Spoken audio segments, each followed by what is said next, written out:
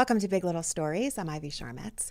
My guest today is on a mission to lift women up by giving them the tools, the support, and the mentorship they need to lead with purpose and confidence. Varsha Waishampayan spent decades on Wall Street, where she realized her passion to empower women as leaders, and now she's the founder and CEO of Wings for Growth, a nonprofit dedicated to helping women realize their leadership potential through the power of mentorship. Varsha, thank you so much for being here. Well, thank you for having me. Appreciate it. Of course, I want to start. We have so much to talk about, but I want to start with your journey. I mentioned you were on Wall Street for many years, but before that, you were a chemistry professor. And I know your dad was an educator. Did you grow up thinking you wanted to be a teacher? Oh, I don't think I grew up thinking that, but because there's so much of teaching in my life around me, both my parents being professors of economics and his brother, my uncle. Um, Also, growing up as a child, I used to love pretending to be a teacher. So even though I didn't think of that as a career, but I used to have my siblings and my younger siblings and my cousins sit around me, and I'm like pretending to be a teacher with a stick, and you have to do the homework. So I thought that was kind of a natural path for me. And also, since I grew up in India, we always thought that our parents knew best what we should be doing. So if my father thought that I should be a teacher, and he probably was right 100% that I had that teacher in me, so he said, "Hey, you should go become a teacher." So I became became a teacher. And did you like being a professor of chemistry? At that time, I was a very young professor. So, and I was teaching university courses. So a lot of students were like almost my age. Yeah. So I was feeling like, oh my God, why don't they already know what I know? So it was kind of a little tough, but sooner I got over that hump that I have something that I can help somebody with, and especially my students, I think that got better. And then I really enjoyed it. But initially it was kind of, yeah, I don't know if I really want to do this. And so how do you go from that to this big, wonderful, successful career in finance? Well, first of all, I got married and I came to US because my husband was here. So I had a chance to now think about my career differently. So one thing that I originally I wasn't sure whether I wanted to be a teacher, but I also thought that I have an opportunity to maybe go to some fascinating careers like Wall Street and make some really good money, because being an immigrant, financial stability was equally important.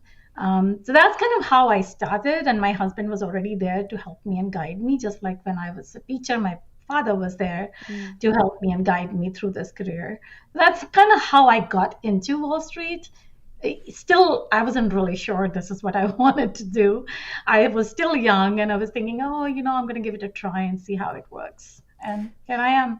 Hey, so I want to walk through that for a second, because you were very successful. You spent decades there, but you also realized that you had this ability to help other women and help elevate them to roles of leadership and mentor them. When did you realize that it was more than just a passion of yours, but something that you were really good at? And what made you make the decision to transition out of Wall Street and into a nonprofit? So initially, Ivy, it was all a lot of like just focusing on being successful in what I'm doing, which is Wall Street financial services. I started my career as a developer in technology, and then I became, as I got more years under my belt, then I became a manager and a leader. And as I grew through my career, I was first a mentee, and I had a lot of great mentors help me through my careers. And then I became a mentor as I got a little bit more senior. And that teacher in me started to kind of pop in. Like, I am a teacher. I can help people. I can explain. I can nurture. I can be empathetic. I can be listener. And as a manager, that teacher in me actually made me very successful manager. And then I realized that, okay, the mentoring is so important for as a manager, as a leader. And I have that in me, even though a teacher is what I saw and grew when I was growing up with my father guiding me through that career. I felt that I need to do mentorship and become a mentor. So then within companies that I worked for, I was a mentor, and slowly I became a sponsor of mentorship programs because I felt this was important. It was important for women. It's mentorship is important for everyone, men or women, right? But at that time, which was 10 years ago, DEI was just taking shape, right? People were talking about gender diversity, diversity and inclusion and equity. And I got worried a little bit that if we don't really redefine the mentorship for something that's impactful, it's not, you meet with someone for coffee, drop your advice, and hope it works. Right, right. Um, Even though that does have some benefits, but it cannot help someone transform, right? It cannot help someone grow. It can help someone solve that particular problem. So I thought that mentorship had a lot of power in if we redefined it, if it that. And so you talked about being a manager and a mentor. I think that there are good managers who aren't necessarily good mentors. What makes someone a good mentor? How did you know that you were being an impactful mentor? So I've always believed that mentorship is a skill that needs to be learned. For some people, it's very intuitive. Like I was very intuitively a good mentor because I was also a teacher and I learned that from my parents already. So I had to first figure out that how do we create a curriculum not just for mentees but also for mentors to start with. And what it really is, it's a lot of understanding. So I define mentorship as like three different levels. As a mentor, you can grow in three different levels, right? First is give someone advice for the problem or the challenge or the opportunity that they come to you with, right? Mm-hmm. That's great. That's give advice. The second part, when you become a better mentor, you start to identify somebody's blind spots or your mentee's Mm-hmm. blind spot. Okay, what is it that I am not hearing? What is it that my mentee, he or she, is not saying? Right? How do we identify those blind spots to help my mentee? That's a skill. That definitely is a skill, right? It requires the tools, the techniques, the listening. uh, Actually listening something that is not being said is a skill as well, right? Actively listening is a Right, skill which most people don't have, right? We all believe that we're listening, but are we really? right. Ask yourself that question, and that's such an important skill to have as a mentor. And the third step, so this is second is blind spots. The third is, can you recognize the opportunities in your mentee that they themselves cannot see? That's amazing. And I read on your website that the majority of women CEOs say they didn't realize they could be CEOs until someone told them. When I read that, I was like, it kind of made sense. But when you think about that, that's a very powerful statement. Why do you think that is? I feel sometimes, having, especially I can say that for women, and I've been doing Wings for Growth now for 10 years, will be 10 years old this year. I think that it's more somebody saying, hey, I think you have this, you can do this. It really helps. It Yeah. helps in believing in yourself, right? Even though if I thought, okay, I could be a CEO of Wings for Growth, but if somebody came and said, Varsha, I think you really can do it, I can see that you're doing it, that just gives you that energy, that passion that you need just by listening to someone who's your mentor or trusted advisor, especially. Yeah. And I've heard you say, I think your approach to this topic is a little different than what some may think of when they think of, mentoring women. And you don't like to focus on setbacks. And I've heard you say that women don't rise because we are given a chance. We rise because we can create opportunities for ourselves.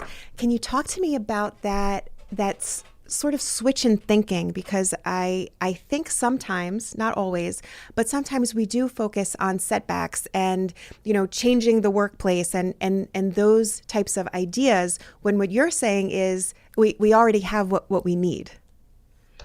There are two things in that, right, Ivy? First is, I think failure is part of your success, right? We all know. that if we don't use our failures to become better, then we are losing a huge opportunity. So never be afraid of failures is what I've learned later in my career. I wasn't growing up thinking that early in my career. I was thinking, oh, failure means it's not working out. That's what it meant to me. If Yeah. I fail, that means it's not working out. I didn't think that I failed means now I can do this better and then more something else, right? So that's number one. Number two, I always like believed that if somebody says, hey, if you are not given a chance, then you can't do something. But oftentimes we are not given a chance. We keep waiting for that opportunity and it never comes, right? Or comes with a lot of hard work and a lot of competition and a lot of ifs and buts. And if you can do this, then you will get this. This is how corporate culture works, right? That Yeah. you have to be in a role for a few years before you can be given that title. So for that, I've believed that, listen, if I can create my opportunities for myself and then create opportunities for everyone around me, Yeah. that Yeah. completely changes the narrative for me. Yeah. And that's kind of how I created Wings. That I'm going to create an opportunity for me to do something that I'm passionate about. And guess what? I'm also helping so many other women along the way. So we're going to take a very quick break, and when we come back, I want to talk about Wings. I want to talk about the model that you use to really you're changing lives in a very powerful way. So we'll take a break. We'll be right back right after this.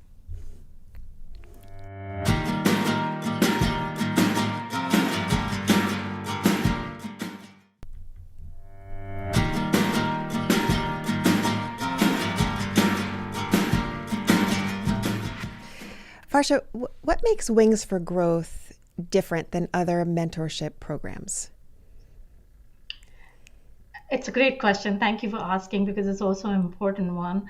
First, I just explained it to you that mentoring is a skill. And if we don't focus on first preparing the mentors, giving them the resources, templates, and tools that they need to be impactful, mentoring programs cannot be successful, right? It's the same thing as teachers have to be trained in order for them to be teaching in schools or universities.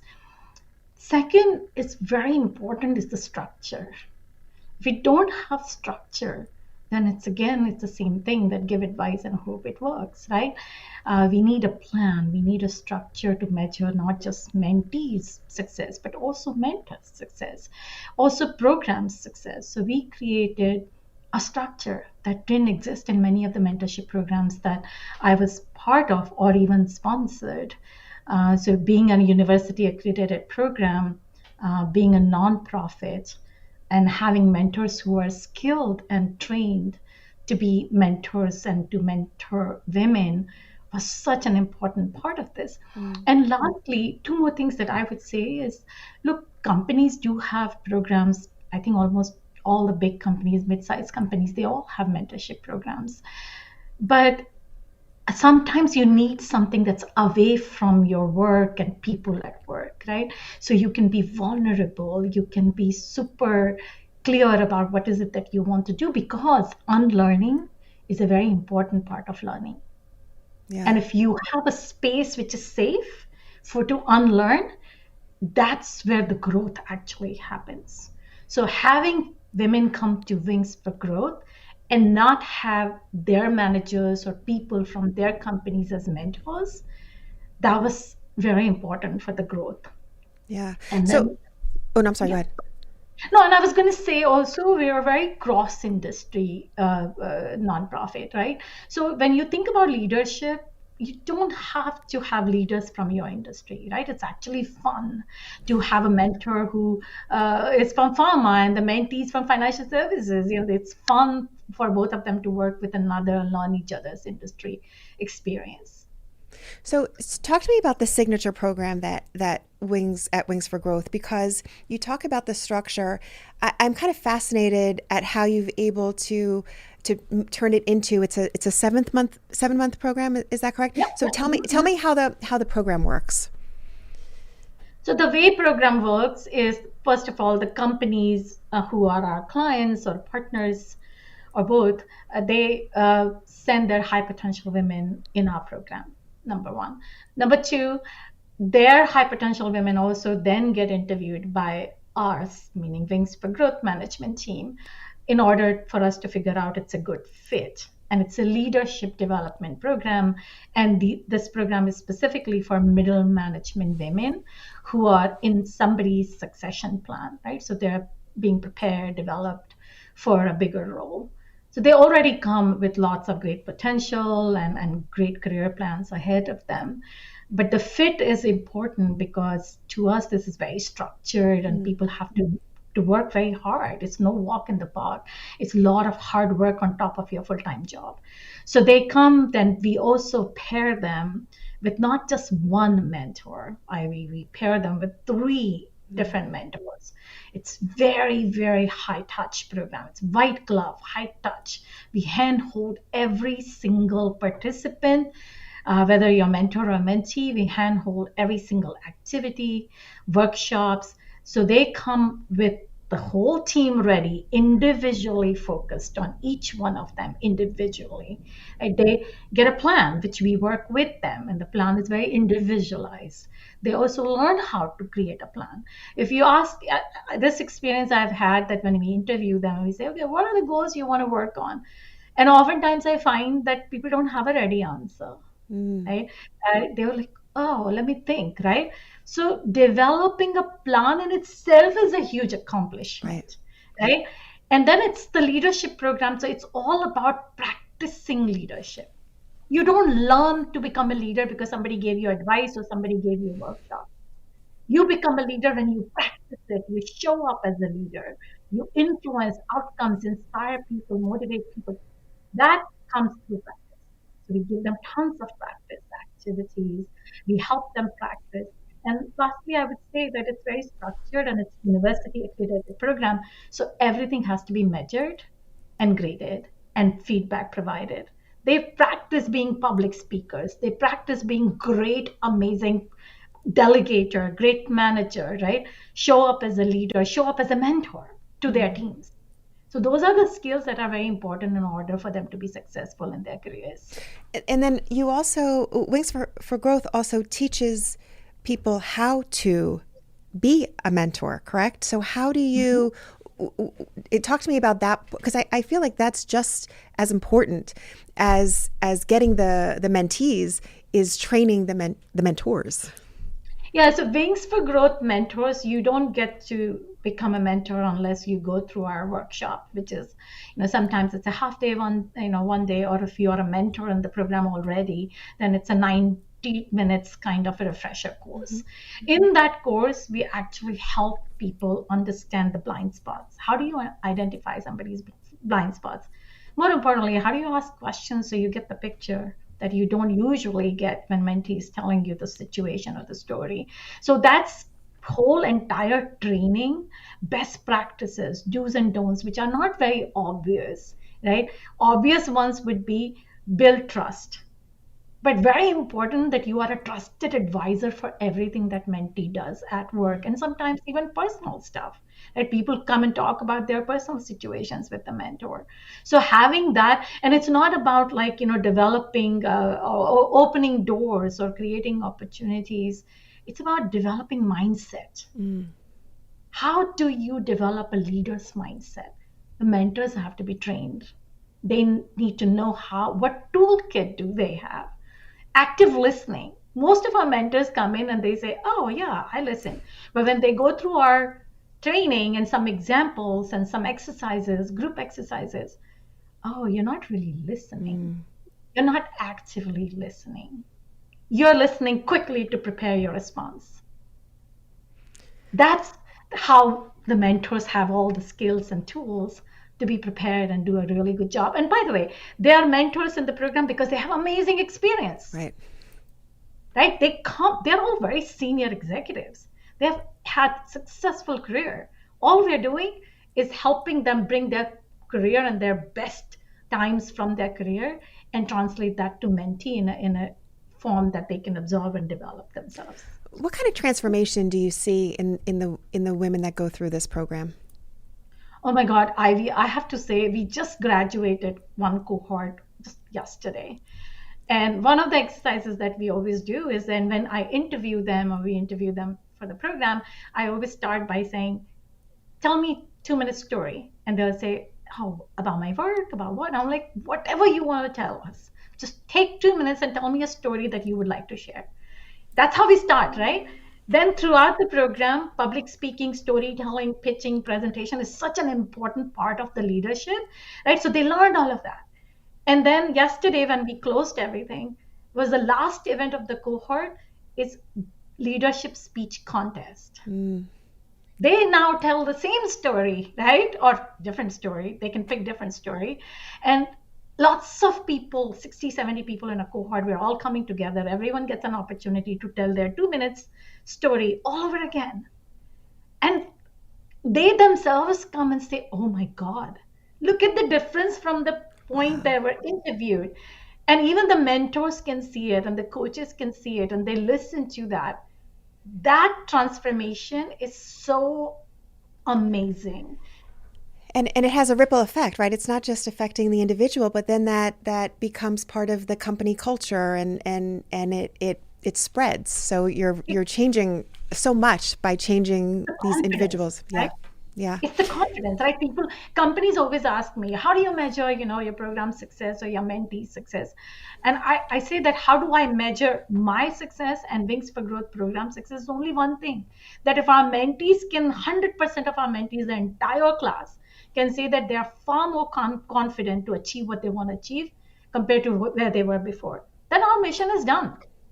That's If amazing. they say they can accomplish anything, it's like turning the light bulb on. Now they can do anything they want. That's amazing. I could talk to you for hours about this. I just want to say one more thing. I read somewhere, I was so touched by this, that your dad, something that your dad told you that's inspired you, which is you should give back with what you have learned. There is never a bad time to do good. It's just a matter of priorities. You are certainly fulfilling that. So thank you for doing all this great work. If somebody wants to get in touch with you or learn more about Wings for Growth, how can they do that? It's our website, www.wingsforgrowth.org. And the email is mentoring@wingsforgrowth.org. Varsha, we end every show with, we call them 3 big little questions. They're just rapid fire questions. You ready? Yeah, I'm ready. Okay. Take it on. Varsha, how do you get yourself out of a bad mood? I listen to music and then I think about all the different stories that I have had as a mentee or a mentor. Oh, I love that. What's your go-to karaoke song? It's Indian, and I always love our Indian national anthem. Oh. I listen to national anthem, and I also love American national anthem. I just feel like Indian, I could sing because I learned to sing, and it puts tears in my eyes and fills my heart. And the last one, what's one of your favorite places in New Jersey? Do you have a favorite spot or a favorite place you'd like to go to? Yes, Grounds of Sculpture. Do you know where it is? In Yes. Lawrenceville? Yes, Oh, beautiful. yes. I take a walk, especially in summer. I used to have annual membership. I used to go there quite often, and I still love doing that. Varsha, thank you so much for the time, for this conversation. Thank you for the great work you're doing as a woman. I just appreciate everything that you're doing to just raise everybody up. So thank you. Thank you for having me. It was a wonderful conversation. Thank you, Ivy. Of course, I appreciate it. And that will do it for today's Big Little Stories. Be sure to check us out at Big Little Stories Show on Instagram. I'm Ivy Sharmetz. I'll talk to you next time.